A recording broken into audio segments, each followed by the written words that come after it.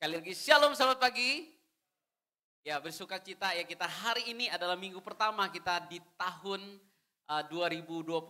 Saya mengucapkan selamat Natal dan Tahun Baru. Mungkin ada yang baru pertama kali ya datang atau setelah berlibur hari ini beribadah kembali di gereja. Selamat Tahun Baru bagi Bapak Ibu Saudara sekalian dan senang sekali karena kita boleh beribadah di pagi hari ini di minggu yang pertama ini. Bapak Ibu Saudara, minggu ini kita akan belajar satu tema, ini tema pembukaan bagi kita untuk tahun ini ya, di minggu pertama ini adalah day by day, hari demi hari. Ngapain? Ya, belajar firman Tuhan, mengandalkan Tuhan di dalam kehidupan kita. Bukan hanya di saat-saat tertentu, tapi setiap hari di dalam hidup kita. Jadi ikut Tuhan itu bukan hanya musiman ya, musim Natal, Paskah ya. Tetapi setiap hari dalam hidup kita, kita harus memastikan bahwa kita ini ikut tracknya Tuhan, ikut jalan Tuhan, ikut apa yang Tuhan kehendaki. Nah inilah yang menjadi perenungan kita hari ini. Mari kita sama-sama buka firman Tuhan dari Mazmur pasal 1 ya. Mazmur nomor 1 ayat 1 sampai dengan ayat yang ke-6. Saya akan membacakan bagi kita semua. Berbahagialah orang yang tidak berjalan menurut nasihat orang fasik, yang tidak berdiri di jalan orang berdosa dan yang tidak duduk dalam kumpulan pencemooh. Tetapi yang kesukaannya ialah Taurat Tuhan dan merenungkan Taurat itu siang dan malam. Ia seperti pohon yang ditanam di tepi aliran air, yang menghasilkan buahnya pada musimnya dan yang tidak layu daunnya. Apa saja yang diperbuatnya berhasil. Bukan demikian orang fasik. Mereka seperti sekam yang ditiupkan angin. Sebab itu orang fasik tidak akan tahan dalam penghakiman. Begitu pula orang berdosa dalam perkumpulan orang benar. Sebab Tuhan mengenal jalan orang fasik. Sebab Tuhan mengenal jalan orang benar. Tetapi jalan orang fasik menuju kebinasaan.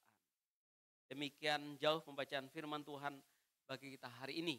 Yang berbahagia adalah setiap orang bukan hanya mendengarkan tetapi juga menjadi pelaku-pelaku firman Tuhan. Bapak Ibu Saudara, karya sastra ya seperti lukisan, patung, puisi, foto, mural atau karya sastra lainnya sangat efektif untuk menyampaikan sebuah informasi, untuk mengajar bahkan untuk mengkritik atau menyindir. Ya, jika dibandingkan dengan kata-kata yang lugas atau kata-kata yang panjang-panjang, kalimat yang panjang. Ya, contohnya seperti ini ada mural ya. Biasanya kita temui di jalan, di dinding-dinding kosong itu. Sekarang itu banyak orang mengisi dengan mural, lukisan-lukisan jalanan seperti itu ya. Ada yang ngomong begini nih. Percuma pintar kalau nggak punya orang dalam. Ya mungkin bagi pencari pekerja ini kalimat ini sangat terasa gitu ya. Aduh susahnya cari kerja ya. Seandainya ada orang dalam itu kayaknya lebih mudah. Sekalipun saya pintar gitu ya. Terkenal pintar di sekolah nggak ada orang dalam nggak bisa masuk-masuk. Ya jadi ini sindiran ya. Oh, ternyata orang dalam itu jauh lebih efektif daripada kepintaran. Tapi bukan berarti orang pintar itu jadi nggak ada faedahnya enggak. Ini sindiran. Kadang-kadang memang dalam hidup tuh begitu. Siapa dia? Enggak kenal ya, pintar juga enggak. Tiba-tiba dia posisi tertentu. Ini hati-hati ya. Ini koruptor, hati tak tenang walau banyak uang. Ya. Ini nyindir ya. Jadi nyindir para koruptor tuh ya, koruptor katanya ya. Hati tak tenang walau banyak uang. Iya. Kadang-kadang kalau sesuatu itu didapatkan dengan cara yang nggak benar, hati itu nggak tenang walaupun kita punya banyak. Ini mungkin kerasa bagi orang yang melakukan sesuatu atau mendapatkan sesuatu dengan cara yang tidak baik atau tidak benar. Nah saudara, bentuk yang lain itu adalah lagu. Selain foto, mural, itu bisa lagu. Ya mungkin lagu yang sering kita dengar gitu ya tentang bagaimana menasihati orang. Kadang Duh janganlah judi misalnya kita ngomong, jangan judi gitu ya. Nanti kamu kalah dan lain sebagainya. Tetapi kata-kata itu mungkin kurang bisa diingat. Tapi kalau udah dinyanyikan ya, ini lagu Roma Irama yang sering terkenal. Judi menjanjikan kemenangan, judi ya menjanjikan kekayaan, bohong. Nah, gitu ya, bohong. Ya, kalaupun kau menang, itu awal dari kehancuran. Bohong. Kalaupun kau kaya, itu awal dari kemiskinan. Lagu itu melekat sekali di telinga orang. Ya, lagu itu udah sangat lama, tapi orang selalu ingat, setidaknya judulnya orang ingat. Bahwa judi ya itu enggak pernah membuat orang benar-benar bisa kaya raya. Kalaupun dia kaya, suatu saat akan miskin. Saya sudah pernah menceritakan satu kali orang dapat lotre begitu banyak, ratusan miliar. Hanya dalam kurun waktu 11 tahun dia bangkrut kembali sebangkrut-bangkrutnya. Nah Bapak Ibu Saudara, media-media seperti ini ya, karya sastra seperti ini kadang lebih efektif untuk menasihati orang, memberitahu bahwa coba dengar lagu itu, lagu Roma Irama Judi. Itu dia menjelaskan, ya ini bukan lagu Kristen tapi ada kebenarannya di sini. Ya, bahwa judi itu nggak pernah membuat orang benar-benar hebat begitu ya. Nah saudara, Mazmur ini adalah karya sastra, bentuknya puisi. Ini adalah bagian pengajaran. Jadi puisi Yahudi dari dulu juga udah sangat sering dipakai sebagai media untuk mengajarkan umat Tuhan, sebagai sarana untuk mendidik anak-anak atau orang dalam keluarga, orang Yahudi pada saat itu. Jadi bisa menggunakan mazmur seperti ini, mazmur pengajaran, mazmur nyanyian, mazmur pujian. Nah Bapak Ibu Saudara, kalau kita mendengar ya, orang Yahudi membaca mazmur atau membaca kitab itu berbeda dengan kita. Mazmur itu dalam bahasa Ibrani itu adalah tehilim, artinya nyanyian atau pujian. Kita dengar sebentar. Dia membaca tehilimnya ya. Saudara, tolong. Boleh diulang dari awal ya.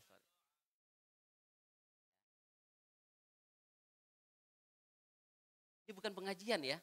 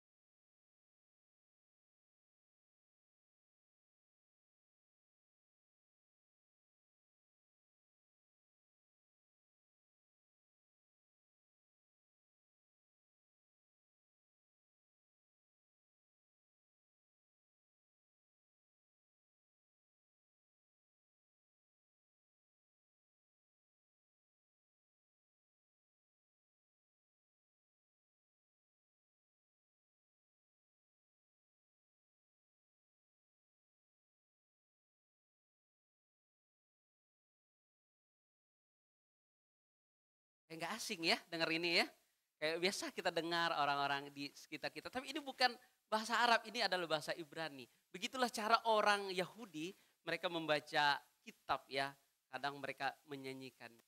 Kenapa dinyanyikan? Karena ketika dinyanyikan ya, sesuatu yang sulit itu menjadi lebih mudah untuk dihafalkan. Ada yang bisa hafal Mazmur 1 ini? Ada? Tapi kalau dinyanyikan pasti hafal. Berbahagialah. Oh, bukan ya? Ingat lagunya? Orang yang kesukaan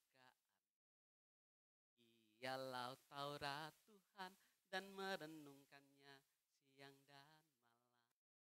Ia seperti pohon yang ditanam di tepi aliran air yang menghasilkan buahnya pada musimnya dan yang tidak layu daunnya, apa saja yang diperbuatnya pasti berhasil. Bukan demikian orang fasik, mereka akan menuju kebinasaan. Nah Bapak Ibu Saudara, sesuatu itu ketika dinyanyikan jauh lebih mudah untuk kita mengingat. Menghafal satu ayat itu lumayan sulit, tetapi kita dinyanyikan itu menjadi jauh lebih mudah. Nah, Mazmur ini adalah bagian dari pengajaran. Kadang mereka dinyanyikan begitu supaya nyantol, ingat di telinga anak-anak, orang tua atau umat Tuhan. Ya sebelum kita masuk inti Mazmur ini, kita perlu mengetahui sedikit dari latar belakang kitab Mazmur ini dan seperti apa kitab Mazmur ini. Karena karakteristik kitab Mazmur berbeda dengan kitab-kitab lain seperti kitab sejarah. Misalnya kita baca Keluaran, Imamat, ya Bilangan, Ulangan. Nah kitab Mazmur ini spesial, berbeda. Dia berbeda pula dengan kitab-kitab Injil seperti itu ya. Menceritakan kisah Tuhan Yesus. Kitab Mazmur ini adalah kitab puisi. Dia berisi pengajaran-pengajaran yang lebih mudah diingat oleh umat Tuhan. Itu disampaikan dengan cara yang khusus. Itu bisa melalui puisi, doa, dan nyanyian. Nah Bapak Ibu Saudara, kitab Mazmur adalah kumpulan puisi doa yang sengaja dituliskan oleh para pemazmur untuk tujuan pengajaran mereka. Mereka menggunakan puisi atau nyanyian agar lebih mudah diingat, nyantol di kepala oleh orang-orang yang mendengarkan. Nah kitab Mazmur 1 ini juga disampaikan untuk umat Tuhan. Enggak ketahui siapa penulisnya, tetapi bisa jadi Daud, bisa jadi orang lain. Tujuannya adalah untuk mengajarkan umat Tuhan. Kalau kita memperhatikan Bapak Ibu Saudara, bagi yang bawa kitab fisik mungkin lebih mudah untuk dilihat, tetapi dalam handphone juga bisa lihat. Kitab Mazmur ini dibagi menjadi 5 jilid ya. Di awal aja kita udah bisa baca, ya kalau di HP juga udah bisa baca, jilid 1. Nah ini ada 5 jilid atau 5 buku kitab Mazmur ini. Yang pertama itu adalah buku pertama, pasal 1 sampai dengan pasal 43, ayat 13 tentang penciptaan. Nah kira-kira isinya itu seperti tentang penciptaan. Kejatuhan manusia dalam dosa dan berita pengampunan. Buku kedua adalah pasal 42 sampai dengan pasal 72. Kita bisa buka ya, Bapak Ibu Saudara bisa buka di sana ada tulisan jilid 2. Berbicara tentang bangsa Israel, kehancuran bangsa Israel. Dan bagaimana Allah menolong mereka. Dan buku yang ketiga itu pasal 73 sampai dengan pasal 89 berbicara tentang Allah yang kudus. Nah yang keempat, buku keempat bicara tentang hubungan antara Allah dengan umat Allah dengan bangsa lain. Dan buku kelima itu pasal 107 sampai dengan pasal 150 itu berbicara tentang Allah dan firman-Nya. Nah ini mengingatkan kita kepada kitab Musa. 5 kitab Musa, Kejadian, Keluaran, Imamat, Bilangan, dan Ulangan. Nah ini seperti ya bagian 5 Mazmur ini, buku Mazmur ini seperti bagian atau mewakili ya representasi daripada 5 kitab yang pertama, kitab Musa itu. Kalau kita lihat ya satu persatu, Kejadian itu bicara tentang penciptaan dan bagaimana manusia jatuh dalam dosa. Nah itu di bagian kitab 1 dari Mazmur ini, bagian pertama. Yang bagian pertama tadi ya, bagian yang kita baca hari ini. Nah Bapak Ibu Saudara, lalu apa yang hendak diajarkan oleh pemazmur dalam bagian ini? Dari judulnya kita sudah tahu dan kita sudah bisa melihat yang ingin disampaikan oleh pemazmur adalah jalan hidup orang benar dan jalan hidup orang fasik. Ini mengingatkan kita kepada buku pertama di dalam kitab Musa, yaitu kitab Kejadian. Bagaimana manusia jatuh dalam dosa. Ini adalah sebuah kondisi di mana manusia diperhadapkan dengan hidup menurut jalan yang benar atau menurut jalan yang salah, menurut jalan orang benar atau menurut jalan orang fasik. Nah kita di dalam hidup kita akan jatuh kepada salah satu bagian itu. Ya, ini adalah sebuah kondisi di mana kalau kita enggak benar, kita akan salah. Kalau kita enggak benar, maka kita akan jadi fasik. Kalau kita tidak jujur, maka kita akan jadi pembohong. Kalau kita tidak mengasihi Tuhan, maka kita akan membenci Tuhan. Kita akan dipaksa untuk memilih salah satu di antara dua jalan kehidupan itu. Hidup benar atau jadi hidup menjadi fasik. Dan kedua jalan ini akan sampai kepada satu ujung. Di mana Tuhan akan menghakimi manusia menurut jalan yang dilakukannya. Bagian yang pertama adalah jalan orang benar. Jalan orang benar ini dilukiskan atau digambarkan seperti pohon yang ditanam di tepi aliran air yang tidak layu daunnya. Dan apa saja yang diperbuatnya pasti berhasil. Ini adalah gambaran indah ya. Pasti berhasil. Ia seperti pohon di tepi aliran air yang tidak layu daunnya, apa saja yang diperbuatnya berhasil. Gambaran ini mengingatkan kita pada kondisi di Taman Eden sebelum manusia jatuh dalam dosa. Di mana di sana tempat yang indah sekali. Ya, apa saja yang dikehendaki oleh manusia, yang ingin dikerjakan oleh manusia bisa dilakukan di situ. Mereka mau makan semuanya ada, mereka nggak perlu melakukan apa-apa ya untuk mendapatkan makanan, sudah disediakan oleh Tuhan. Kondisi yang sangat indah, kondisi yang sangat ideal. Tetapi kemudian iblis datang menggoda manusia dan membohongi manusia dengan tipu daya dan manusia mendengarkan nasihat iblis itu. Ya, ini nasihat iblis. Perkataan iblis, gak apa-apa makan sekali saja, kamu gak akan mati. Manusia udah mulai nih. Ada nasihat pertama yang sudah disampaikan kepada mereka dan mereka udah dengar. Jangan makan buah yang dilarang oleh Tuhan ini. Yang lain boleh, hanya yang satu ini jangan. Iblis ngomong, gak apa-apa, coba makan aja. Aman kok, kamu gak akan mati.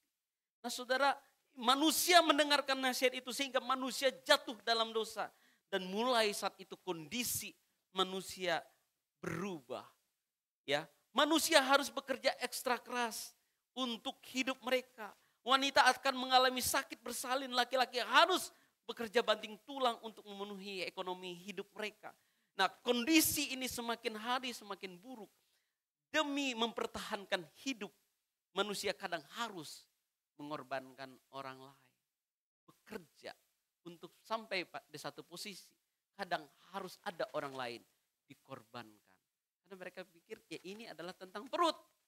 Ya, saya di kampung saya itu ya banyak orang itu kehilangan tanah mereka, ya kehilangan kekayaan mereka. Tanah yang dulu mereka punya, mereka jual untuk kelapa sawit. Karena kalau enggak mereka jual, mereka juga sulit dapat uangnya dari mana. Mereka jual dan akhirnya semakin sulit. Nah karena sekarang mereka enggak punya apa-apa dan mereka juga kadang enggak dikasih pekerjaan oleh perusahaan, mereka saling sikut. Ya, bahkan saling mengancam. Untungnya memang belum ada terjadi pembunuhan. Tetapi bukan berarti tidak mungkin suatu saat bisa terjadi hal demikian. Untuk mempertahankan hidup, manusia saling sikut, bahkan saling membunuh. Dan banyak sekali kita mendengar kasus pembunuhan hanya karena harta. Manusia mengejar kebahagiaan dengan berusaha memiliki dan menguasai lebih banyak harta dan kekayaan. Tetapi sayangnya harta dan kekayaan tidak pernah memberikan manusia kebahagiaan yang sejati. Harta dan kekayaan itu hanya bagian dari kesenangan manusia. Contohnya ya banyak orang terkenal, orang hebat, artis bahkan gitu ya, yang sangat terkenal harus bunuh diri karena mereka tidak mengalami kebahagiaan. Saudara, kita pasti sangat familiar dengan wajah ini. Filmnya banyak sekali ya, namanya Robin Williams. Salah satu film yang lucu sekali itu adalah Jumanji ini. Ya, yang pertama-tama itu ya, Jumanji yang pertama-tama kali. Dia lucu sekali orang ini. Tetapi di tahun 2011 kalau nggak salah, dia itu mengakhiri hidupnya. Dia bunuh diri. Alasannya kenapa? Karena dia sudah dianggap tidak lucu lagi. Jadi orang nggak lucu pun bisa bunuh diri. Aneh ya, mengerikan dunia ini. Dia bunuh diri karena dia selama ini dianggap orang yang lucu, main film komedi begitu ya, dan banyak sekali ditonton. Suatu hari dia mengalami sakit penyakit dan dia mungkin sudah tidak bisa melucu lagi dan dia ngerasa dia nggak bisa lucu lagi dan dia bunuh diri. Dia punya ketenaran luar biasa. Begitu banyak puluhan film dia mainkan. Gitu ya, dan mungkin hartanya juga begitu banyak. Tetapi dia merasa hidup ini enggak bahagia. Dia punya banyak harta. Tapi dia enggak lucu lagi. Dia enggak bahagia dengan itu semua. Alkitab tidak pernah mengajarkan untuk menemukan kebahagiaan dengan memiliki harta kekayaan yang banyak. Kita boleh baca bolak-balik Alkitab. Tidak pernah Alkitab menerangkan atau menjanjikan kebahagiaan melalui harta kekayaan. Itulah kebenaran yang harus kita pegang dalam hidup kita. Sekalipun kita berusaha payah mengumpulkan begitu banyak harta, kalau kita udah dapat, tidak akan menjamin kita akan bahagia dengan semua ini. Pemazmur mengajarkan, berbahagialah orang yang tidak menuruti nasihat orang fasik, yang tidak berdiri di jalan orang berdosa, dan tidak duduk dalam kumpulan pencemooh. Dengan kata lain, berbahagialah orang yang hidupnya benar. Orang yang berbahagia adalah orang yang hidupnya benar. Benar itu sama dengan jujur, adil. Orang benar kalau berkata ya jujur. Apa adanya, tidak berbelit-belit, tidak manipulatif, ya. Jalan hidupnya lurus, tidak berbelok-belok hanya untuk mendapatkan keuntungan bagi dirinya sendiri. Kalau mengambil keputusan itu adil, tidak berat sebelah, tidak memihak sebelah hanya karena dia keluarga saya harus membela dia. Karena dia kelompok saya, karena dia teman saya harus bela dia. Itu cara hidup orang benar itu enggak memihak. Dia itu melihat sesuatu berdasarkan ini benar atau tidak. Dia akan memilih jalan itu. Ini orang benar. Walaupun dia bukan keluarga saya harus bela dia. Itu namanya hidup orang benar. Kalau usaha jujur, kalau kerja jujur juga. Ya, memang kadang-kadang jujur itu dapatnya nggak lebih banyak daripada orang nggak jujur. Tapi itulah jalan yang harus kita ambil. Karena saya jujur, saya dapatnya nggak banyak. Tapi bukan berarti nggak dapat. Ya, saya dapatnya nggak banyak. Itulah bagian dari kejujuran hidup. Orang yang hidupnya seperti ini dikatakan oleh firman Tuhan akan berbahagia. Orang bisa merasa bahagia ketika orang bisa merasakan bahagia ketika dia tidak menuruti jalan yang salah. Dia bahagia karena dia konsisten berjalan di jalan yang benar. Orang sudah bisa merasakan bahagia ketika dia memiliki sesuatu atau mendapatkan sesuatu dengan cara yang benar. Dia bahagia walaupun ini enggak banyak. Tapi saya bahagia sekali karena saya mendapatkan dengan cara yang benar. Dengan cara yang halal, dengan cara yang baik, dengan cara yang sewajarnya. Ya, ini tidak berbicara tentang berapa banyak yang kita miliki. Tetapi bagaimana kita memilikinya, caranya benar atau tidak. Jadi bukan bicara tentang banyak atau sedikit. Tapi bagaimana kita mendapatkan barang yang kita miliki itu. Orang bilang jujur itu sulit, ya memang sulit. Makanya orang jujur itu langka. Dan orang seperti ini akan dicari dan akan dipakai dimanapun mereka berada. Orang jujur itu semakin sedikit. Mudah-mudahan ditemukan di sini banyak. Amin. Orang-orang jujur semua. Nah, Bapak Ibu Saudara, karena itulah panggilan kita sebagai orang percaya. Hidup jujur, benar di hadapan Tuhan. Sulit ya sulit. Ya, karena itu bagian dari jalan yang harus kita tempuh. Orang benar hidupnya akan seperti pohon yang ditanam di tepi aliran air. Yang tidak akan kekurangan berkat dalam hidupnya. Yang akan cukup hari demi hari. Ya pohon itu yang tinggal di dekat aliran air itu. Mereka akan cukup hari demi hari. Ada persediaan. Ya mereka gak serakah juga. Pohon itu gak serakah. Wah dia ambil semua. Enggak. Ya akan konsisten hari demi hari. Dia cukup di dalam kehidupannya. Nah menjadi cukup ini juga sulit. Kita ukuran cukup ini kadang-kadang berubah-ubah. Dulu kita ngerasa punya 2 cukup. Udah punya 2 kita ngerasa kalau punya 4 jadi cukup. Nah cukup ini harus benar-benar kita coba dalam hidup kita. Ini udah cukup. Begitu ya. Orang yang benar hidupnya mungkin tidak berlimpah. Karena mereka tidak mengejar harta benda dengan cara yang tidak benar.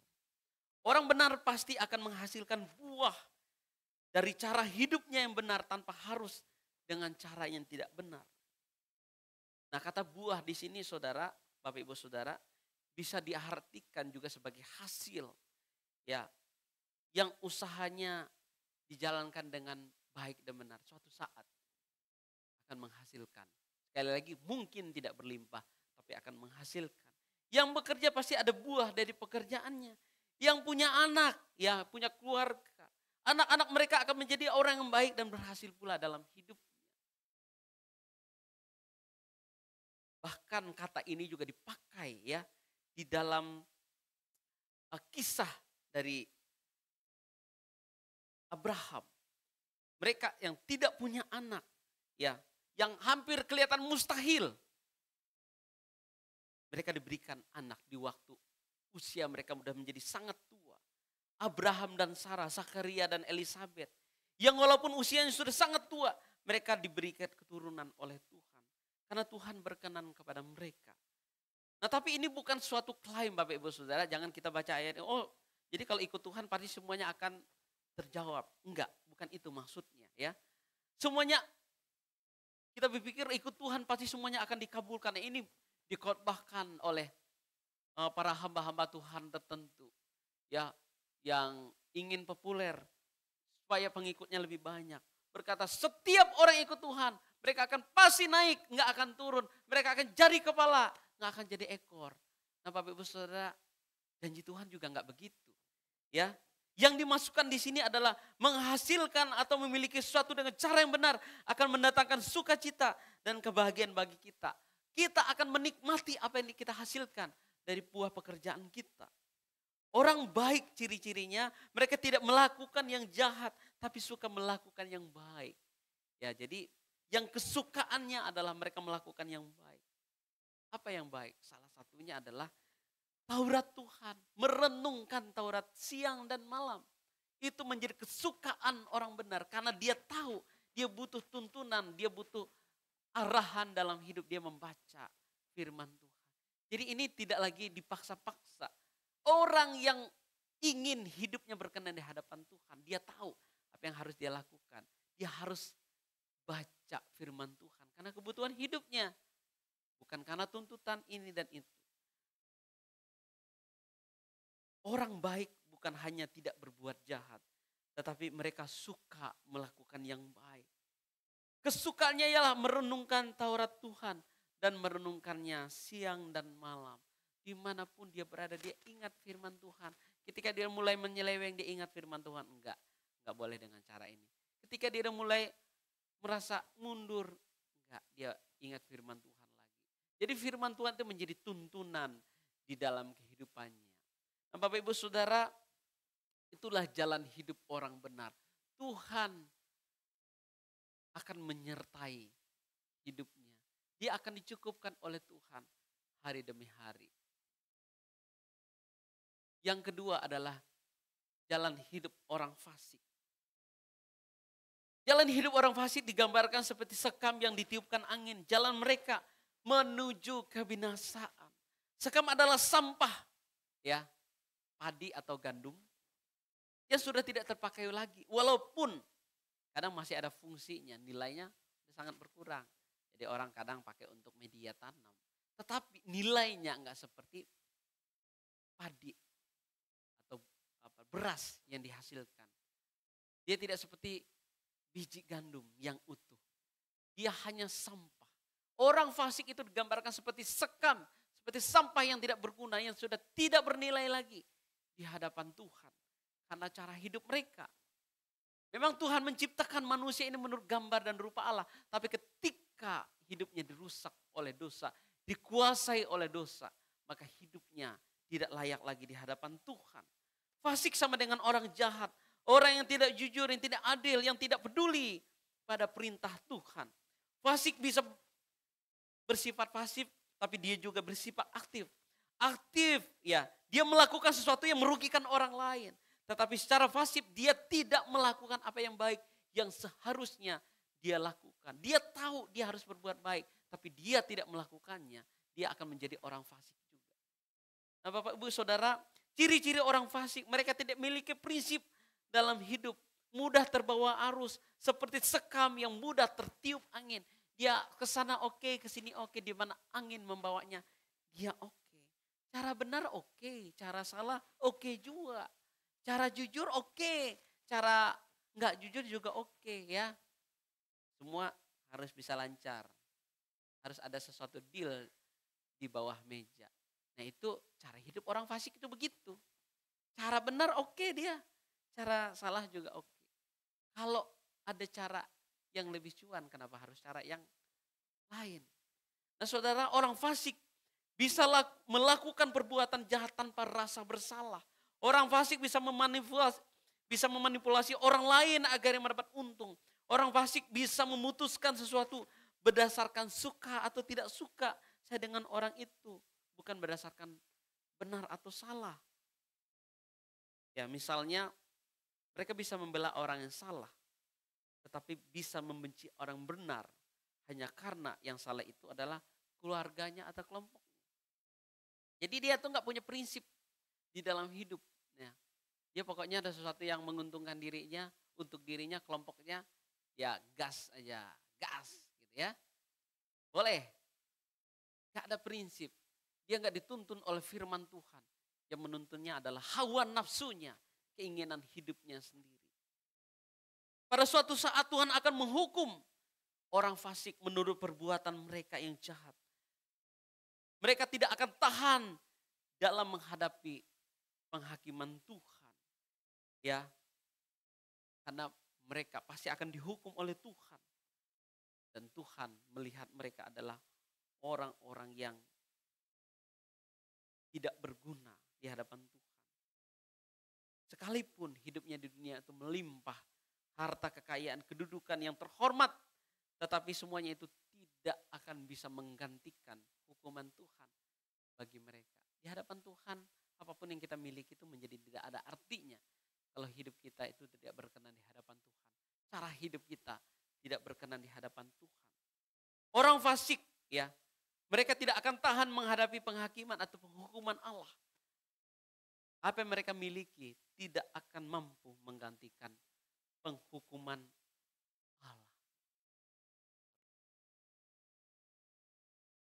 Bapak Ibu Saudara, iblis telah menipu manusia dengan godaan harta duniawi, kedudukan dan kekuasaan. Seperti yang iblis coba lakukan kepada Tuhan Yesus ketika Yesus mau memasuki pelayanan ya. Setelah dia puasa 40 hari 40 malam. Iblis menggoda dengan menawarkan kuasa, dengan menawarkan harta ya, dan menawarkan agar Yesus menyembah dia. Tapi apa yang Yesus katakan?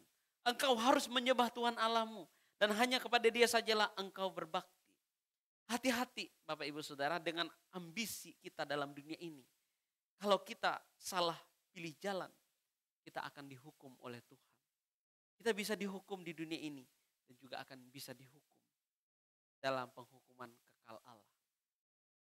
Hati-hati dengan ambisi kita ingin memiliki ini dan itu dan segalanya.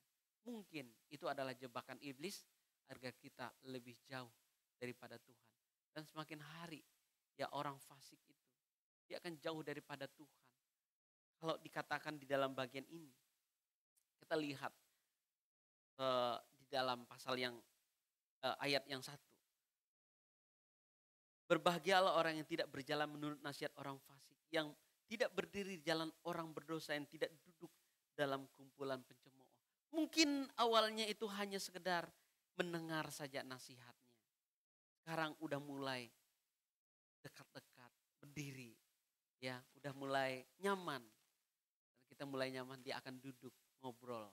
Udah mulai bertukar pendapat dan mulai ikut di dalam cara fasik. Bapak Ibu Saudara, kalau kita tergoda oleh iblis, kita akan terperangkap di sana dan kita akan susah untuk keluar. Harta kekayaan memang kita butuhkan dalam dunia ini. Tidak ada yang membantah hal itu. Tetapi jangan sampai hidup kita dikuasai oleh hawa nafsu, oleh keinginan yang begitu kuat untuk menguasai, untuk memiliki lebih banyak lagi, lebih banyak lagi. Mungkin itu adalah jebakan iblis. Tuhan Yesus sudah menang dengan itu. Dan Tuhan ingin juga kita menang.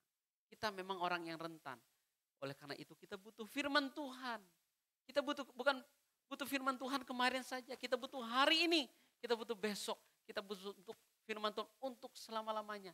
Menuntun jalan hidup kita. Menjalani hidup benar. Ini bagian terakhir.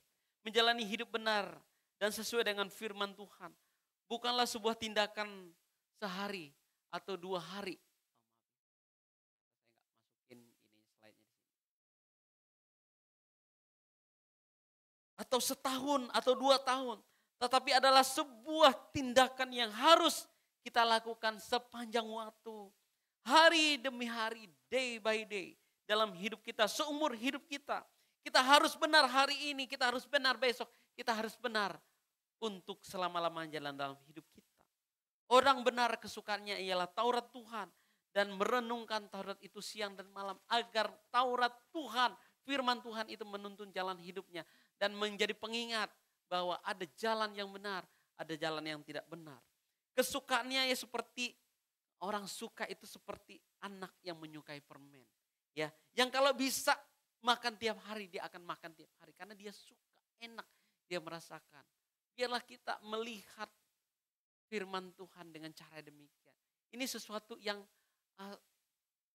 menyenangkan. Ini sesuatu yang bisa saya nikmati setiap hari. Ya, firman Tuhan menuntun jalan hidup kita. Tapi bukan hanya itu. Kita harus menjadi pelaku firman Tuhan. Itulah yang Tuhan kehendaki. Bapak Ibu Saudara, ini tantangan bagi kita semua. Dan ini masih di awal tahun, perjalanan kita masih sangat panjang.